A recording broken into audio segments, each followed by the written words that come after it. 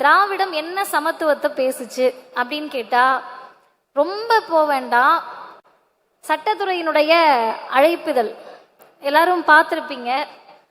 அந்த அழைப்புதலில் பின்பக்கத்தில் முதல்வர் வழக்கறிஞர்களோடு நடந்து வர மாதிரி ஒரு படம். அந்த படத்தில் ஆண்டாண்டு காலமாக எந்த பெண்களுக்கு படிக்க கூடாதுன்னு சொன்னீங்களோ அவர்களை முன்வரிசையில் முதல்வரோடு வழக்கறிஞர் உடுப்போடு நடந்து வருவது போல் காட்சிப்படுத்துவதுதான் திராவிடம் பேசிக் கொண்டிருக்கக்கூடிய சமத்துவம். ஏன் அப்படின்னு கேட்டீங்கன்னா, இன்னைக்கு முன்வரிசையில் நிறைய பெண்கள் வழக்கறிஞர்கள் அமர்ந்திருக்காங்க. இளம் வழக்கறிஞர்களுக்காக தான் நான் குறிப்பா சொல்றேன். நம்மளாம் என்ன நினைச்சுக்கிட்டு இருக்கோம்னா, நம்ம அப்பா அம்மா சம்பாதிச்சாங்க, காசு இருந்துச்சு, வக்கீல் ஆயிட்டோம் அப்படின்னு நினைச்சுக்கிட்டு இருக்கோம். உண்மை அது கிடையாது. 1870 இருந்து 1918 வரை ஒரு 48 ஆண்டு காலம் மொத்தமா எத்தனை பேர் வழக்கறிஞர் பிஎல் பட்டம் படிச்சிருக்காங்க அப்படின்னு கேட்டீங்கன்னா 3651 பேர். அதுல பார்ப்பனர்கள் மட்டும் எத்தனை பேருன்னா 2686. ஏறக்குறைய 74% அவர்கள் படித்தவர்களாக இருந்தார்கள். நம்ம வேடிக்கை பார்த்துக்கிட்டு இருந்தோம். அப்படி இருந்த சமயத்தில் தான் அது எந்த நீதிமன்றங்களாக இருந்தாலும் சரி, நீதிமன்றங்கள் நீதியை வழங்கக்கூடிய சட்டத்தை பேசக்கூடிய இடத்தில் இருக்கிறது என்று சொன்னால் அது யார் அப்பன் வீட்டு சொத்தும் அல்ல, அனைவருக்குமானது என்று மிகவும் பிற்படுத்தப்பட்ட பட்டியலின பழங்குடியின சமூகத்தவரை வழக்கறிஞர்களாக மாற்றி அழகு பார்த்தது இந்த திராவிடர் இயக்கம்தான். சரி, பொத்தாம்பதுவா சொல்றீங்களே, அப்படி என்ன எல்லா வழக்கறிஞர்களையும் மேலே ஏற்றி விட்டாங்கன்னு கேட்டா, இந்தியாவினுடைய முதல் பட்டியலின வகுப்பை சார்ந்த உச்சநீதிமன்றத்தின் நீதிபதி யார் அப்படின்னு கேள்வி கேட்டா நம்ம எல்லாரும் போயிட்டு கூகுளை பார்த்தோ எதையோ ஒன்றை பார்த்துட்டு என்னுடைய வயது ஒத்தவர்கள் மாண்புமிகு நீதியரசர் வரதராஜன் அவர்களை சொல்லுவோம். இப்போ உச்சநீதிமன்றத்துக்கு அவர் போயிருக்காருன்னு சொன்னா உயர் நீதிமன்றத்தில் இருந்து தானே எலிவேட் ஆயிருப்பாங்க. இந்த உயர் நீதிமன்றத்துக்கு அவங்க எப்படி வந்தாங்கன்னு கேட்டீங்கன்னா, தந்தை பெரியார் ஒரு கூட்டத்தில் ஒரு செய்தியை பேசுறாருங்க. இவ்வளவு பெரிய பழமை வாய்ந்த உயர்நீதிமன்றம் இருக்கிறது, இந்த உயர்நீதிமன்றத்தில் இத்தனை ஆண்டுகளில் ஒரு தாழ்த்தப்பட்ட சமூகத்தை சார்ந்த நீதிபதி வர முடியவில்லையே என்று கவலையை பதிவு செய்கிறார். பதிவு செய்வது என்பது பெரியாரினுடைய வாழ்வியல் என்பதே இந்த மக்களுக்காக தான். அவர் ஒரு கூட்டத்தில் பேசுவது ஒரு செய்தி. அந்த செய்தியை அடுத்த நாள் பத்திரிகையில் பார்த்துவிட்டு யாரும் சிந்திக்கவில்லை. கடலூர் மாவட்டத்தில் முன்சிப் கோர்ட்ல நீதிபதியாக இருந்த மாண்புமிகு நீதிபதி வரதராஜன் அவர்களை முத்தமிழறிஞர் டாக்டர் கலைஞர் அவர்கள் சென்னை உயர்நீதிமன்றத்தினுடைய முதல் பட்டியலினத்து நீதிபதியாக அமர்த்தினார். அதன் காரணமாக உச்சநீதிமன்றத்துக்கு போக முடிஞ்சிச்சு. அப்ப எளிமையாக பாதை இருக்கிறது, நடந்து போங்க அப்படின்னு இன்னைக்கு நம்ம நடந்து போயிட்டு இருக்கப்ப நமக்கு பின்னாடி இருந்து கேள்விகள் வருது. திராவிடம் என்ன பண்ணுச்சு? திராவிடம் என்ன சமத்துவத்தை பேசுச்சு? இந்த விஷயத்துல மனிதர்களுக்கான சமத்துவத்தை பேசினது நம்ம எல்லாருக்குமே தெரியும். எனக்கு முன்னால் பேசுகிற போது அண்ணன் மில்டன் அவர்களும் அதை பதிவு செய்தார்கள். ஆனால் திராவிடம் இன்னும் கொஞ்சம் உள்ள போய் பார்த்தீங்கன்னா மற்ற கோட்பாடுகளிலிருந்து சித்தாந்தங்களிலிருந்து ஒரு இடத்துல வேறுபட்டு நிக்குது. அப்படி வேறுபட்டு நிக்கிறதுனாலதான் 100 ஆண்டு கடந்தும் நிற்கிறோம், இன்னும் 100 ஆண்டுக்கும் நிற்போம். என்ன வேறுபட்டு அப்படின்னா, மனிதர்களுக்கான சமத்துவத்தை மட்டும் திராவிடம் பேசவில்லை, மொழிக்கான சமத்துவத்தை பேசியதும் திராவிடம் தான், தமிழிசைக்கான சமத்துவத்தை பேசியதும் திராவிடம் தான், கலைக்கான சமத்துவத்தை பேசியதும் திராவிடம் தான். இன்னும் சொல்ல போனால் இங்கு பல பேர் நம்பக்கூடிய, நாங்கள் நம்பாத கடவுள்களுக்குள்ளேயான சமத்துவத்தை பேசியதும் திராவிடம் தான். கடவுளுக்குள்ள சமத்துவமா அப்படின்னா ரொம்ப எளிமையா திராவிடர் இயக்க மேடையில பேசுவாங்க. நாங்கெல்லாம் அதை கேட்டு வளர்ந்தவர்கள். என்ன தெரியுமா பேசுவாங்க? உங்க சாமியும் இருக்கு, எங்க சாமியும் இருக்கு. நான் யார் சாமின்லாம் சொல்லல, அதை நீங்க முடிவு பண்ணிக்கலாம். உங்க சாமியும் இருக்கு, எங்க சாமியும் இருக்கு. எங்க ஊர்ல இருக்கிற எங்க சாமி அது கருப்பனா இருக்கலாம், கருப்பன சாமியா இருக்கலாம், சுடலை மாடனா இருக்கலாம். அவருக்கு கல்லும் சாராயமும் கறியும் கொடுக்குற, ஓ சாமிக்கு நெய் ஊத்துன முந்திரி பருப்போட பச்சரிசியில பொங்கல் கொடுக்கறனா, சாமியில சைவம் அசைவம் பார்த்து மனிதர்களை பிரிச்ச மாதிரி சாமியை பிரிச்சப்ப அவர்களுக்காக பேசியதும் இந்த திராவிடம் தான். என்ன தமிழ் இசையில் திராவிடம் செய்தது அப்படின்னு கேட்டா, இன்னைக்கு ரொம்ப பேர் நான் இந்த அரங்கத்திலையும் அதை பார்க்கிறேன். நம்ம இடத்துல, அதாவது திமுக கூட்டத்துல என்ன சிக்கல்னு கேட்டீங்கன்னா, பேசுறவங்க மட்டும் சிந்தனையாளர் இல்ல, கேட்டுட்டு இருக்கவங்க எல்லாருமே சிந்தனையாளர்னால கைத்தட்ட மாட்டோம்.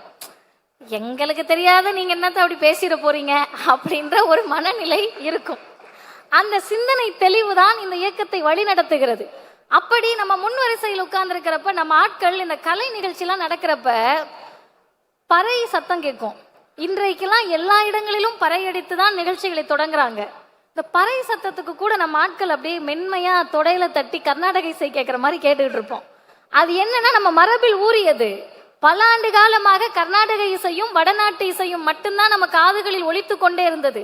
அப்படி இருந்தப்ப 1946, நான் வருடத்தோடு சொல்லுகிறேன், ஏன் இந்த வருடத்தை சொல்லுகிறேன் என்பதை இறுதியில் சொல்லுகிறேன். திருவையாறு தியாகையர் உற்சவம் நடக்குது. உற்சவம்னா நம்ம எல்லாருக்குமே தெரியும். அந்த திருவிழால மேடையில ஒருத்தரா பாடல் பாடிக்கிட்டு இருக்காங்க. முதல் முறையாக தமிழிசையை பாடுவதற்கு ஐயா MM தண்டபாணி தேசிகர் அவர்கள் மேடைக்கு போறாரு. நல்லா கேட்டுக்கங்க. அவர் பாடி முடிச்ச பிறகு அவருக்கு அடுத்து மேடை ஏற வந்த அரியக்குடி சீனிவாச ஐயங்கார் சொல்றாரு, அவர் பாட்டு பாடினதுனால, தமிழ்ல பாடினதுனால மேடை தீட்டாயிடுத்து, அந்த தீட்டை கழிச்சிங்கனாதான் நான் மேடைக்கு ஏறுவேன்றாரு. இதை கேட்ட உடனே தமிழிசை அறிஞர்களுக்கு கோபம் வந்திருக்கணும். அப்படி என்னையா பாட்டு பாடிட்டார் அவருன்னு கேட்டா, சித்தி விநாயகனே பாட்டை பாடினார். இப்ப சித்தி விநாயகனை பாட்டை பாடினா மேடை தீட்டாயிடுச்சுன்னா கடவுள் நம்பிக்கையாளர்களுக்கு கோபம் வந்திருக்கணும். இங்கு இருந்த நாங்க தான் மதத்துக்கே அத்தாரிட்டின்னு சொன்னவர்களுக்கு கோபம் வந்திருக்கணும். ஆனா இவங்க யாருக்கும் கோபமும் வரல, சுயமரியாதையும் வரல, சொரணையும் வரல. ஒரு தலைவருக்கு தான் அந்த சுயமரியாதையும் சொரணையும் வந்தது. அப்படி வந்து கேள்வி கேட்ட தலைவர் அறிவுலக பேராசான் தந்தை பெரியார் தான். பெரியார் கேள்வி கேட்ட போது அன்றைக்கு குடியரசில் ஒரு துணை தலையங்கம் வருது. அந்த துணை தலையங்கத்தை யார் எழுதினார் என்று சொன்னால், முதல்ல என்ன எழுதினாங்கன்னு பார்ப்போம். தமிழர்கள் உயிரோடு வாழும் நாட்டில் தமிழ் மொழிக்கு தடை உத்தரவா? நல்லா கேட்டுக்கங்க. தமிழர்கள் வாழும் நாட்டில் அல்ல, தமிழர்கள் உயிரோடு வாழ்றோம். சூடு சொரண துணிவு சுயமரியாதையோடு வாழ்றோம். அந்த தமிழர்கள் உயிரோடு வாழும் நாட்டில் தமிழ் மொழிக்கு தடை உத்தரவா? நடப்பது ஆங்கிலேய ஆட்சி அல்ல, ஆரிய அரசாங்கம். எழுதியது யார்? 24 வயதில் முத்தமிழறிஞர் கலைஞர் அவர்களால் எழுதப்பட்ட துணை தலையங்கம் அது. அப்ப தலைப்பே தீட்டாயிடுத்து என்ற அண்ணன் ராசா அவர்கள் சொன்னதை போல தலைப்பே தீட்டாயிடுத்து. அப்ப யோசிச்சு பாருங்க, இந்த இயக்கத்தில் 22, 23, 24 வயதில் அந்த இளைஞர்களை தலைவர்களாக மாற்றி இருக்கிறோம்னு சொன்னா அறிவை பொதுமைப்படுத்தணும். சமத்துவம் எங்க தெரியுமா இருக்கு? பேரறிஞர் அண்ணா ரொம்ப அழகா சொல்றாரு. இந்த கர்நாடக இசை வித்வான்கள் பாடுறதெல்லாம் நிறைய பேர் உட்காந்து கேட்டுக்கிட்டு இருக்காங்க. இந்த பின் வரிசையில இருக்கவங்க எல்லாம் எதை தெரியுமா பார்ப்பாங்க? இந்த உட்காந்து வாசிக்கக்கூடியவரும் பாடுறவரும் கண் சிமிட்டிக்கிறாங்களா, கை தட்டிக்கிறாங்களா, காலை தட்டிக்கிறாங்களான்னு பார்த்துட்டு இருப்பாங்க நம்ம ஆளுங்க. ஏன்னா புரியாது, மொழி புரியாது. அப்புறம் என்ன பார்ப்பாங்கன்னா, தாடியை தடவுறாரா, அண்ணாவுக்கு இருந்த நக்கல் உச்சி குடுமையை விரிச்சு விடுகிறாரா என்றெல்லாம் பார்த்து கொண்டிருப்பார்கள். ஏன்னா நம்ம ஆளுங்களுக்கு அந்த மொழி புரியாது. அப்ப எப்ப அந்த இசை கச்சேரி முடிய போகும்னு கேட்டா, கடைசியா தமிழ்ல ஒரு பாட்டு பாடுனா இசை கச்சேரி முடிஞ்சிருச்சுன்னு அர்த்தமா. அப்படி என் அண்ணா ஒரே வார்த்தையில் கேட்டார், முன்வரிசையில் இருப்பவர்களுக்கு மட்டுமே அது புரிந்தது, ஆனால் வரிசை முன்வரிசையோடு முடிவதில்லை. இதைவிட சமத்துவத்தை ஒரே வரியில் சொல்லிவிட முடியுமா, சிந்தித்து விட முடியுமா? பேசக்கூடியவர்கள், எழுதக்கூடியவர்கள், சட்டம் இயற்றக்கூடியவர்கள் முன்வரிசையை பார்த்து மட்டும் சட்டம் இயற்றாதீங்க. ஒரு சட்டமன்றத்திலும் நாடாளுமன்றத்திலும் நிற்கின்ற போது முன்வரிசையை மட்டுமே பார்த்து 10% மட்டுமே பார்த்து அவர்களுக்காக பேசினால் அது ஆரியம். ஆக கடைசி மனிதனுக்காகவும் நாடாளுமன்றத்தில் குரல் ஒலித்தால் அது திராவிடம், தமிழ்நாடு என்பதை தான் திராவிடம் பேசும் சமத்துவம் சொன்னது. 2 செய்திகளோடு நிறைவு செய்கிறேன். மொழிக்கான சுயமரியாதை என்ன பேசணும், சமத்துவம் என்ன பேசணும்னா, அடிப்படையில் நம்ம ஒரு விஷயத்தை புரிஞ்சுக்கணும். சமத்துவம் அப்படின்றத எப்ப பேச முடியும்னு கேட்டா, சுயமரியாதை உணர்வு வர்றப்பதான் பேச முடியும். அந்த சுயமரியாதை உணர்வு எப்ப வரும்னு கேட்டா, பகுத்தறிவோடு இந்த சமூகத்தை உற்று நோக்குகிற போதுதான் வரும். ஆனா நம்ம ஆளுங்களுக்கு, நான் நம்ம ஆளுங்கன்ன உடனே யாராவது கூகுள்ல போய் என்னது யாருன்னு தேடிடாதீங்க.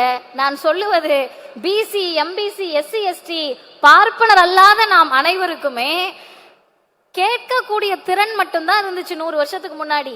படிப்பறிவு அல்ல, எழுத்தறிவு கிடையாது. இப்ப படிக்கவும் தெரியாது, எழுதவும் தெரியாது. அவங்க கிட்ட எப்படி போய் செய்தியை சேர்த்திருப்பாங்கன்னா, வீதி வீதியா, தெரு தெருவா நம்முடைய தலைவர்கள் மேடை போட்டு பேசினார்கள். உங்களுக்கு கேட்டா புரியும்ல, கேளுங்க அப்படின்னு பேசினாங்க. அப்ப கேளுங்கன்னு பேசுறப்ப எந்த மொழியில் பேசியவர்களுக்கு புரிய வைக்க முடியும்? நம் மொழியில், நம் தாய்மொழியில் பேசணும். இப்ப நம் தாய்மொழியில் பேசி அவங்கள புரிய வச்சு கொஞ்சம் வருஷம் கூட ஆகல, 1938ல இந்தியை கட்டாயம்ட்டாங்க. எங்கள் மக்களுக்கு எங்கள் மொழி புரிவதற்கே எங்களுக்கு அவ்வளவு வருஷம் தேவைப்பட்டுச்சு. இதுல திடீர்னு வந்து இந்தி மொழியை திணித்த போது இந்தியாவிலேயே பல மாநிலங்கள் மொழிக்காக பேசி இருக்கிறார்கள். ஆனால் மொழியை சுயமரியாதையோடு இணைத்து பேசிய ஒரே மாநிலம் தமிழ்நாடும் திராவிடர் இயக்கமும் தான். என்னங்க அப்படி சுயமரியாதையோடு இணைச்சு பேசுனீங்கன்னா, இந்திய அரசமைப்பு சட்டத்தின் அட்டவணை 8 ஷெட்யூல்ல 22 மொழிகளை அட்டவணைப்படுத்தி இருக்கிறோம். அசாம், பெங்காலி, குஜராத்தி, ஹிந்தி, கன்னடா, காஷ்மீரி, நேபாளி, ஒடியா, ஹிந்தி, சான்ஸ்கிரிட், சந்தாலி, தமிழ், தெலுங்கு, உருது, மலையாளம் போன்ற 22 மொழிகள்.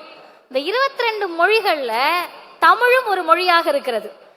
இந்த 22 மொழிகள்ல மக்கள் குறைவாக பேசக்கூடிய, தாய்மொழியாக குறைவாக கொண்ட மொழி எதுனா சமஸ்கிருதம். நீங்க போய் தேடி கூட பார்க்கலாம். 2011 சர்வே படி 0.02% தான் அதை பேசுறாங்களாம். அது என்ன கணக்குன்னு நமக்கு புரியல. 1%க்கும் கீழே, 1%க்கும் கீழே இருக்கக்கூடிய மொழிக்கு 2022 ஒன்றிய அரசு 1488 கோடி ரூபாய் நிதி ஒதுக்குச்சு. எல்லோரும் பேசக்கூடிய உலகத்தின் பல நாடுகளில் இருக்கக்கூடிய தமிழர்கள் செம்மொழியான தமிழ் மொழிக்கு, இன்னும் இயல்பாக சொல்லுகிறேன், உயிரோடு இருக்கக்கூடிய மொழிக்கு வெறும் 74 கோடி ரூபாய் ஒதுக்குனாங்க. இப்ப நம்ம ஒரே கேள்விதாங்க கேட்டோம். பக்கம் பக்கமா நம்ம பேசல. ஒருத்தர் செத்து போயிட்டாரு, ஒருத்தர் உயிருக்கு போராடிட்டு இருக்காரு. செத்து போனவங்களுக்கு வைத்தியம் பார்ப்பீங்களா? உயிரோட இருக்கவங்களுக்கு வைத்தியம் பார்ப்பீங்களா? ஏற்கனவே செத்து புதைக்கப்பட்ட மொழிக்கு இவ்வளவு ஒதுக்குறீங்களே, எங்கள் தமிழ் மொழிக்கு ஏன் ஒதுக்கவில்லை? அந்த கேள்வியோடு நிறுத்தி இருந்தால் நாம் தமிழுக்காக பேசணும் என்ற ஒற்றை வார்த்தையில் முடித்திருக்கலாம். ஆனால் நாம் அதோடு நிறுத்தவில்லை. அட்டவணையில் இருக்கக்கூடிய 22 மொழிகளில் ஏன் சமஸ்கிருதத்தின் மீது மட்டும் உங்களுக்கு பாசம் என்று இந்தியாவில் இருக்கக்கூடிய அனைத்து மொழிகளுக்கும் சேர்த்து பேசியதால் தான் திராவிடம் சமத்துவத்தை தான் பேசுகிறது என்று சொல்லுகிறேன். இறுதியில் ஒற்றை செய்திதான். அருமை தோழர்களே, சமத்துவமா இருக்கிறது தான் எல்லாரையும் ஒன்னா பாக்குறது அப்படின்னு நிறைய பேர் சொல்லுவாங்க. ஆனா இந்த இயக்கம் மாத்தி சொல்லுச்சு. தந்தை பெரியாரும், பேரறிஞர் அண்ணாவும், முத்தமிழறிஞர் கலைஞரும், இன்றைய முதல்வரும் அதை மாத்தி சொன்னாங்க. இப்ப எல்லாருக்கும் ஒரே மாதிரி இருக்கிறது சமத்துவம் இல்லையா? இல்ல. இங்க எல்லாரும் ஒன்னா இல்ல. 4 தலைமுறையாக படித்தவர்களும் முதல் தலைமுறையாக வழக்கறிஞராக வருபவரும் எப்படி ஒரே தட்டில் வச்சு பார்க்க முடியும்? அதை தான் இந்த இயக்கம் சொன்னது. unequals cannot be treated as equals. சமமற்றவர்களை சமமாக நடத்த முடியாது. unequals அப்படின்னு சொல்லக்கூடிய சமமற்றவர்களை நீங்கள் சமத்துவமாக நடத்த நினைத்தால் அதுவே மிகப்பெரிய சமத்துவமின்மைதான், அதுவே மிகப்பெரிய அன்இக்வாலிட்டி தான். நீங்க 69% இடஒதுக்கீடு வச்சிருக்கீங்க. எங்க தாத்தா அமெரிக்கால இருக்காரு, எங்க பாட்டி அமெரிக்கால செட்டில் ஆயிட்டாங்க, எங்க அப்பா இங்க பேங்க்ல வேலை பார்க்கறாரு, எங்க பையன் தாத்தா பாட்டியோட அமெரிக்கால டாக்டர் படிக்கிறாரு அப்படின்னு சொல்லிட்டு 10% இடஒதுக்கீடை கேட்டால் 4 தலைமுறையா தாத்தாவுக்கு எழுத்துனா என்னன்னு தெரியாது, அப்பா அம்மாவுக்கு படிப்புனா என்னன்னு தெரியாது. நாங்க தான் படிச்சு வரோம்னு சொன்னா இருவரையும் ஒரே தட்டில் வைத்து பார்ப்பது சமத்துவமின்மை. யாருக்கு எது தேவையோ அதை முதலில் தருவதுதான் சமத்துவம். அந்த சமத்துவத்தை தான் இந்த திராவிடம் பேசியது. உங்களுக்கு இளம் வழக்கறிஞர்களுக்கு புரியக்கூடிய மொழியில் சொல்லுகிறேன். எறும்பு கடிச்சிருச்சுன்னு ஒருத்தர் டாக்டர்கிட்ட போறாரு, இன்னொருத்தர் சளி காய்ச்சல்னு போறாரு, இன்னொருத்தர் காலு வலி மூட்டு வலின்னு போறாரு, இன்னொருத்தர் விபத்துக்குள்ளாகி ரத்தம் சொட்ட சொட்ட ஹாஸ்பிட்டலுக்குள்ள வராரு. டாக்டர் ரொம்ப சமத்துவவாதி. நான் எல்லாரையும் ஒரே மாதிரி தாங்க பார்ப்பேன். எறும்பு கடிச்சவர் தான் வந்தாரு, அவருக்கு ட்ரீட்மெண்ட் கொடுத்துட்டு தான் ரத்தம் சொட்ட சொட்ட வந்த உனக்கு கொடுப்பேன்னு சொன்னா அது ஆரியம்.